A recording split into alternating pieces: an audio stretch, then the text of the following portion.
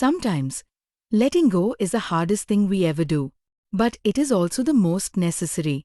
For in that moment of surrender, we find not emptiness, but the space to truly live. There are moments in life when we cling to things, relationships, past mistakes, unfulfilled dreams, or even old grievances. Holding on feels natural, almost instinctive. Letting go, however, often feels impossible. Why is it so hard? From a worldly perspective, the human mind is wired to seek stability and familiarity. Our memories, attachments, and experiences shape who we are. Releasing them can feel like losing a part of ourselves. Psychologists often explain this as fear, the fear of the unknown, the fear of change, and even the fear of confronting our own pain. Holding on feels safe, even when it's quietly harming us.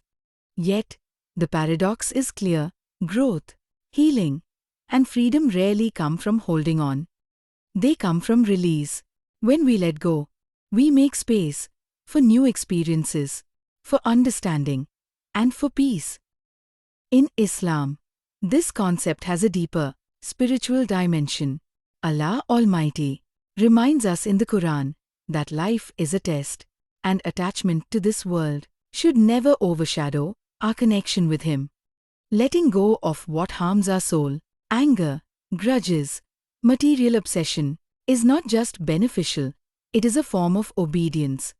Letting go is not about weakness, it is about strength, the strength to accept reality as it is, the strength to forgive, the strength to trust that Allah's plan is wiser than our own. It is the recognition that some things were never meant to stay in our lives forever, and some doors must close so others can open. From both perspectives, worldly and spiritual, the process is remarkably similar. It begins with awareness, acknowledging the weight we carry. Then comes acceptance, understanding that holding on is doing more harm than good. And finally, action, the conscious choice to release, forgive, or move forward. Yet, the struggle remains. Human hearts are naturally resistant to change. Memories cling, emotions linger, but with patience and faith, the heart gradually learns that letting go is liberation, not loss.